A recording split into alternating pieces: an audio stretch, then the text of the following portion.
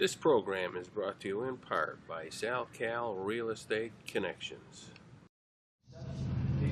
Yes, and good morning, and we are at Lime Rock Park, and we have guest Joe Riolo, who's racing this beautiful Jaguar 120, and we're going to kind of hang with Joe today to see how they do these vintage races. And judging by the smile on his face already, I think he's kind of having fun already. Now tell me, Joe, how long you been doing this? I've been vintage road racing for about 16 years. I did NASCAR driving for a good 10 years prior to that, and then I drag raced for 3 years. So a long time. I've been doing it a while. It's a lot of fun. A lot of fun. Now tell me, this car, do you have more than one car? Yes, I have. This is my oldest car. It's a 1950 Jaguar XK120. I also have a 1965 Chevrolet Corvette Roadster, which we won here 2 years ago, this race. I also have a 1972 Datsun 240Z, which is a wonderful car. I won the 29th Historic Festival with that car. And I also have this 86 IROC Camaro, which ran the complete 86 Trans Am. It's a real vintage, true historic Trans Am car. That car was scary, I think. That car's pretty fast, yeah. Well, now tell me, how did you get involved in vintage racing to begin with? Well, I always wanted to race, and my father used to drag race, and he tried to keep me out of racing because he knew that it's just a big money pit, and it's very addicting. But I got old enough to where I could buy my own drag car, and I started with my drag car and ran that for 3 years. And then I went to, and I was going to buy, I like the older, I've always been a fan of older cars. I think they're so much more beautiful than the new cars. They're all very distinct. They have their own characteristic. They're almost like their own personality. I mean, I name all my cars just because they have that personality. And so I decided I was going to buy a vintage drag car. And I said, you know what, before I do this, let me try stock car racing. And I had some friends. I was a police officer at the time in the city of Danbury, and I had some friends that raced at the great Danbury Fair Speedway, which was, and I remember going there as a kid every week. The fairgrounds. The fairgrounds, yeah. And I said, I've got to go and try stock car racing. So I bought a stock car. I won the first heat race I was ever in. I got hooked really bad with NASCAR. So we ended up finishing second in the championship points our rookie year. We won Rookie of the Year, and that was at Sullivan County Speedway in New York. Nick Nickerson was my crew chief. He was a long-time Plainville Stadium, Bridgeport, Danbury. He's run all over the place. He was a great guy. Helped me out quite a bit in the beginning. And then from there I went to Stafford Motor Speedway. I ran late models there for a few years. I moved up to the Pro Stock division. And then in 98 and 99, I bought a Busch Grand National car. Wow. So I ran 2 seasons of NASCAR Busch Grand National. It was a great experience. It's the only series I've never won in, but I probably learned more about cars and chassis in those 2 years than I did all of my other years of racing. I'm going to tell you something. The old Busch North series, yes, yeah. I remember the guys, Stub Fadden. Yo, I raced with Stub, yeah. I raced with him. I raced with Martin Truex Jr., who's now a Cup driver. Martin Truex, yeah, his father raced there. Yeah, I mean, the history there is beyond belief. Bo Dines, yeah. Now we're giving away our age. You got that right. So tell me, how did it evolve from there? With the Busch cars, like I said, it was a very good learning experience, but it was very frustrating at the same time because the higher up I went in NASCAR, I found it was less driver, and it was more car, more money, more team. And it was pretty evident. You just looked at even NASCAR itself, Winston Cup at the time. You know, Robbie Gordon, who has won everything everywhere, who's a phenomenal driver, and Boris Said, and, you know, these guys, they put them on an oval track in NASCAR, and they didn't really run well, but you put them on a road course, and they were up front. Absolutely. So it was more driver input with the road racing, and that kind of caught my eye. Then I just took a period where I did a tour modified. I ran a tour modified for a guy up at Claremont, New Hampshire. Those cars are animals. Oh, wow. Yeah, they're incredible cars, and that was a lot of fun for that season. And then I took a year or two off. I bought a little Triumph TR6 road car, and I came up here for the Jaguar event that they have every spring. Yep. And they let me. I put a number on the side of it, you know, and I put my roll bar in it, and they let me take it out in one of the student classes. And I went out and I had the best. I'm surprised I didn't have bugs in my teeth. It was so much fun. You were hooked. Oh, I came in. I said, why did I waste 10 years going in circles? Yeah. This is so much more fun. You know, uphill, downhill, left, right, shifting, braking. There's just, from a driver's standpoint, it was so much better. And even for the kids, like my kids were all younger. You know, they grew up at the racetrack. And at the Busch cars, you know, my wife's stuck in the grandstands with 3 kids under 6. She was not having fun. Oh, no. But with the road racing, you know, we have our camper right part of our trailer. The kids can come in, they stay, we're all together. It's very low key. It's not a lot of stress, but the guys still run the cars really hard. And you could take a good driver in an okay car, and he'll still run well. Oh yeah. So for me, I was hooked, really hooked then at that point. And I bought my first car, which is my Datsun 240Z that I still have. Now, did you have to go to driver school to get a license? Because I had raced NASCAR and I had raced drag racing for 12, 13 years at the time, I was given a waiver. But normally to run road racing, you do have to go to a school. They want to watch you for a weekend, that kind of thing. And I was a rookie, so I was on probation. Yeah. But I was very fortunate not to have to pay a lot of money to go to the schools. Although a lot of the vintage organizations like SVRA and HSR now, they're promoting driving schools on their race weekends. Oh, yeah. So it's not super expensive like it was in the day. And you can use your own car, which, you know, reduces a lot of the costs. So the Datsun Z, was that your first real road race car? That was my first real road race car. I bought, actually, that car, the cage in that car, the original cage that's still in it, the center section, was put in by Richard Childress Racing. Yeah. So it's got a lot of little NASCAR tricks in it that we've done over the years. And it's a wonderful car. I bought it out of North Carolina, rust-free. So and we've developed it over the years. I've won 3 championships with that car. Wow. I'm going to tell you something about that Datsun. When my kids were growing up, they idolized Bob Sharp. Yes. Yep. And to this day, my son has 2 Datsun 510s that he autocrosses. Yep. Eventually, he will do this. Oh, absolutely. It's so much fun. I would love to have a 510 in my collection. But for right now, we've got to be happy with what we have. So. I mean, these are great cars, too. And the history here with a Datsun, wow. A lot of the guys that worked for Bob Sharp Racing helped me develop that car. They worked at GMT Racing, Jay Gertlinger, who did a lot of the chassis setups, and he did a lot of the engine building. Freddie Link, who did all the machine work at Bethel Auto Machine. He built the motor in my car. And Vinny Bedini, who's a longtime Datsun guy, he built my first motor. My son talks with him on a weekly basis. Yeah. Vinny all Bedini. Great guys. The Datsun family are really great guys. And that's the other thing with vintage road racing. When you're racing with the same group of guys, you're racing hard, but you're having fun. In NASCAR, they're pretty brutal. There's not a lot of, you can see that on television. There's not a lot of friendships going on there. No. Because there's so much pressure, the money and the sponsors and, when you're working a 50, 60-hour work week and you come to do this for fun, you want to have fun. You don't want to have more stress and aggravation and pressure. So, and I have to say, Lime Rock Park, they're a tremendous host. Oh, absolutely. Skip Barber has done a phenomenal job with the track.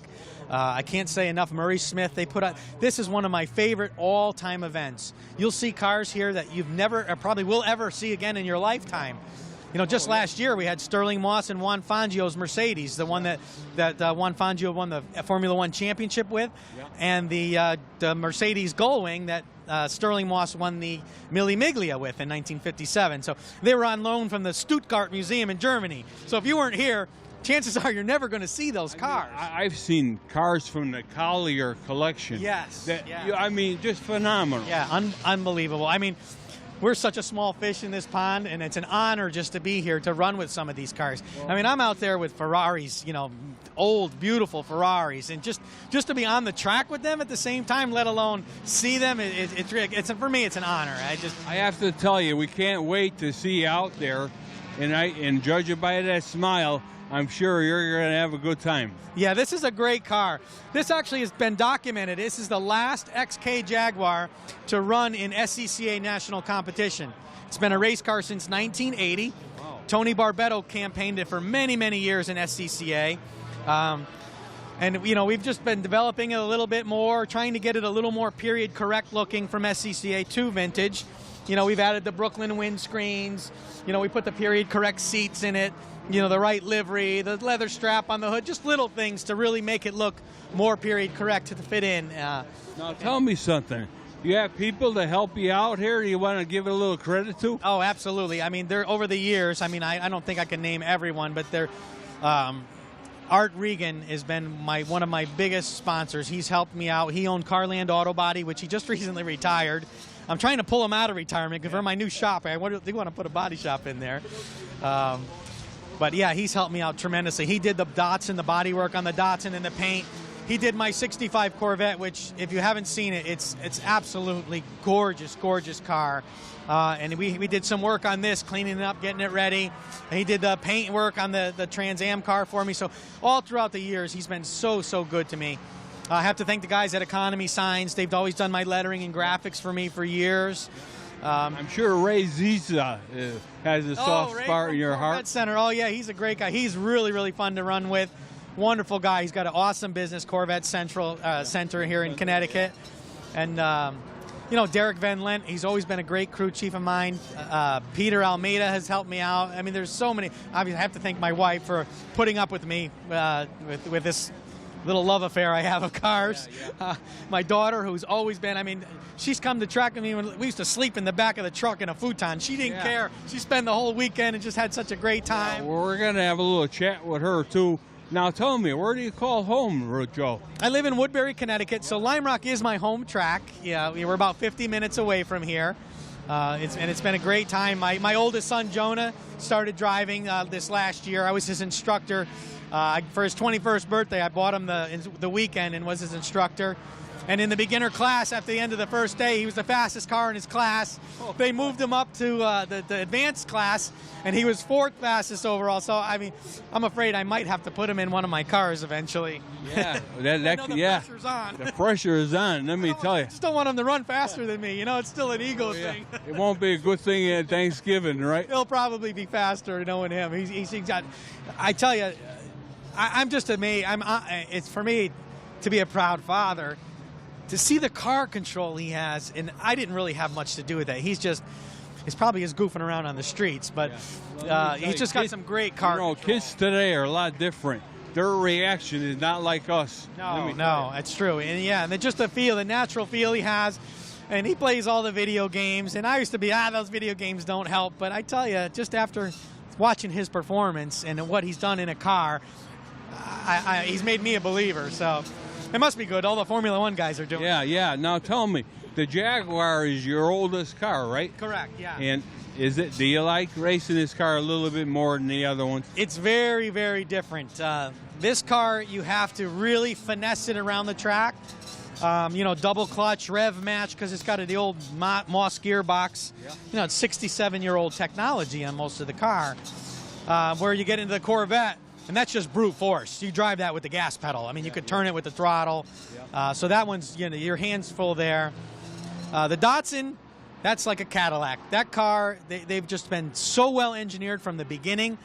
It just goes through the corners. And if you watch the in-car camera on that car, it's like you're on a Sunday drive and you're just going extremely fast. You know, that reminds me, at some point, I'd like to see you take Bill and the camera and take him for a ride around the paddock. Yeah, I'm sure Bill will like that. Sure, absolutely. Well, I'll tell you, Joe, you have a very interesting history, and we just can't wait to see what goes on here. You know, we're gonna kind of hang with you all day here, back and forth. We want to talk to your daughter. Sure. And we're gonna talk to the other gentleman, your mechanic. Absolutely. What's his Derek? Derek, and then Art Regan is also here. Yeah. Who's done all the body work. Yeah. Well, we'll give them many hours we've spent together on the car. Talk to them. And let me let you take a little break right now, because I know you went out and practiced a little, and then we're going to follow up, talk to your daughter a little bit, and we're just going to keep going all day long. Sounds great. Thank you very much. Maybe you'll get me in the driver's seat. There you go. And have some fun. Okay. Okay, Joe. Thank you. We'll catch you in a little bit. Very good. Thanks.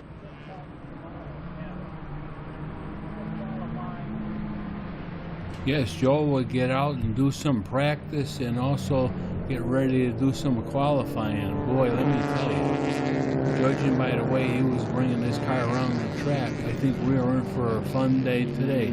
He really got around this track great.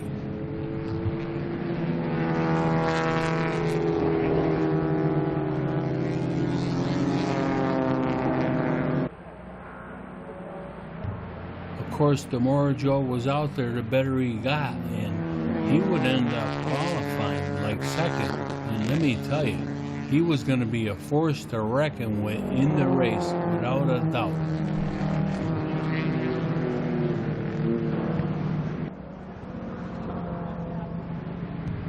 Yes, I'll tell you, this vintage racing is sure fun. And coming up here with somebody like Joe, who's actually racing, is really exciting. I can't get over. You know, we just couldn't wait every lap to see him come around that corner. And boy, let me tell you, look at the different cars in this that are out there. You name it, Porsches, MGs, and Turners, and boy, let me tell you, Austin Healey's, Triumphs, they really go like hell.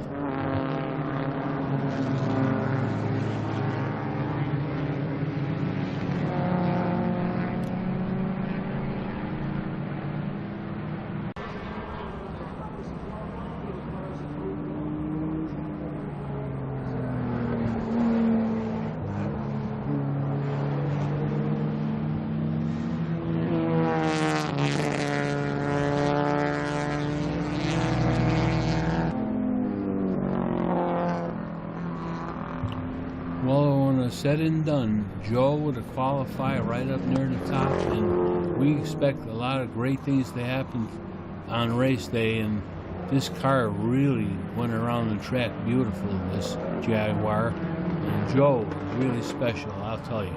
We are so glad and happy to have the privilege to spend the time with you.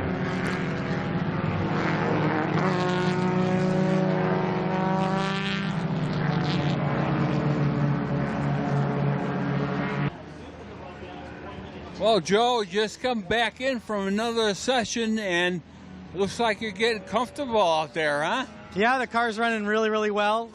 You know, the first morning session, we were the first cars out on the track. It's a green track, so, you know, you want to take it a little easy, just get a feel. And this is our first time here with this car. So we ran, you know, I felt comfortable. I just scuffed the tires in, and we just went out for our qualifying session. So where we finished today, or just now, is going to determine where we start for the rest of the weekend. I picked up a bunch of time, so I felt a little bit more comfortable. I ran the car a little harder, and hopefully we'll see where we end up. So you think you'll be up in the front a little? I think we qualified 9th this morning, so if we're in the top 5, I'd be happy. I think we could be in the top 5. So. Well, I'll tell you, we've had an excellent day here. I mean, it gets so exciting, I don't even care if you're in the car or not. You know what, I'm just as excited being, well, I shouldn't say as in the cars out, but it is. It's a great time to be here. There's great people. The weather's fabulous. It's a perfect event. If you're not into racing, or if you haven't even thought about it, you got to try vintage racing. Bring your family. You can sit on the hill, pack a picnic lunch. I mean, it's the best of everything. Well, I'll tell you, I am so impressed how you got this car around this place. Yeah, it's the oldest car in our group. It's a 1950. I guess the next newest car is a 1956. So a lot of technology changes between 50 and 56. But yeah, big difference, let me tell you. And I also tell you, having a little chat with Brian Donovan, let me tell you, he knows you. You're a good driver, and he knows it. Well, thank you, Brian. And you know, he let me drive his car earlier this year, and we might be doing some things in the future. And it's an honor to drive one of his cars. I mean, they are so well prepared. They're beautiful cars. They're always front-running cars. And yeah, again, for me, for someone to recognize that and ask me to drive that caliber of a car is, you know, it's an honor. And you got that right.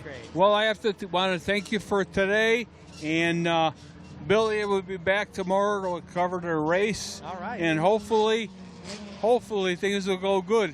Well, we're going to do our best. Most importantly, have some fun. So. Joe, really a pleasure. It's my pleasure. Thank you so Honest much. to God, thank you. Can't right. wait to see you again. Yeah, exactly. Good job. Bye. Yes, Joe, I see you brought another car to this event. And boy, this thing looks like it's a regular ground pounder. What is this car? Yeah, this definitely is a ground pounder. It's a 1986 IROC Camaro. It's the first Dillon chassis that they built for road racing. It was campaigned in the Trans Am series, so it's a correct, authentic, original, historic Trans Am car. It ran the whole 86 season with Jerry Miller in the Armor Food livery. We restored it right back to the way it ran in 86. It's eligible for Monterey, so it's a great way to get into some vintage racing if you want an extremely fast car for a great price. So we're looking forward to giving this car a new home and getting it back out on the track where it belongs. And now tell me, did you drive this car much? I haven't driven it yet. I'm afraid if I drive it, I'm not going to want to sell it. No, you won't sell it. Yeah, I know the feeling.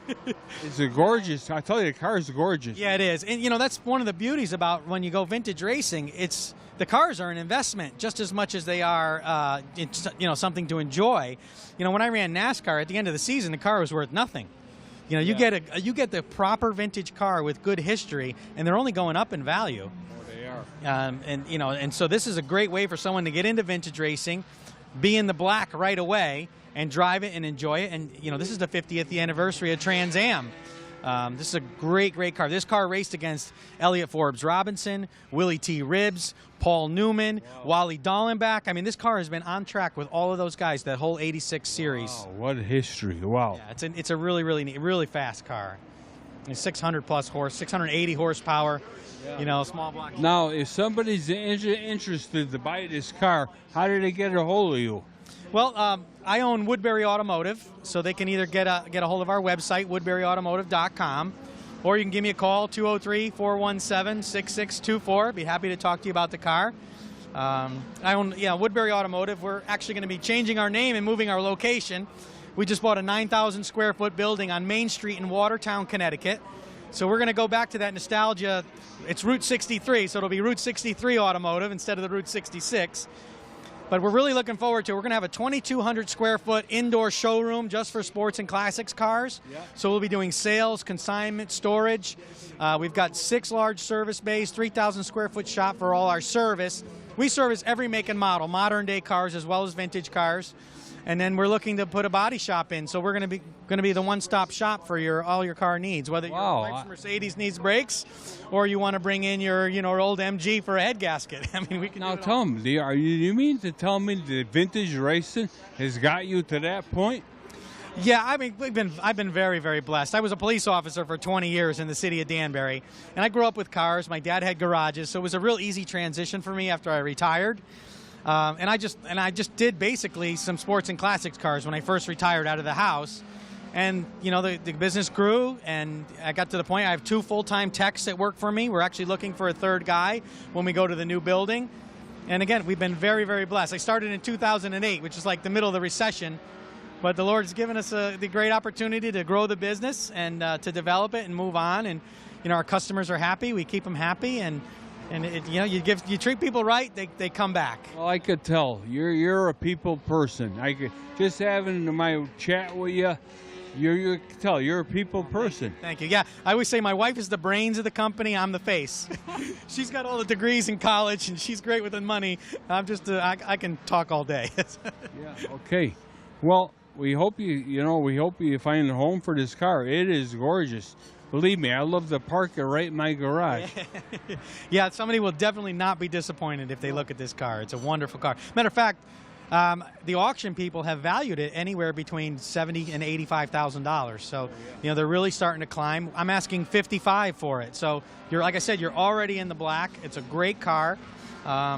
And we need the funds right now to do the renovations on our new building. So takes money. Sell your toys to develop the business. Something got to go, right? Absolutely.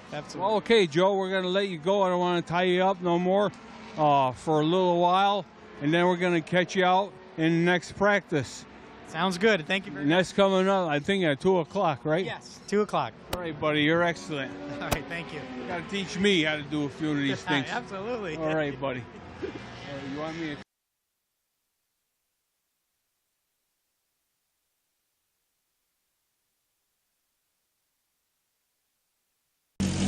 Please return next week to the conclusion of the show with Racing with Joe, and boy, let me tell you, you'll be in for a treat. Tune in again next week to Racing in Action Today.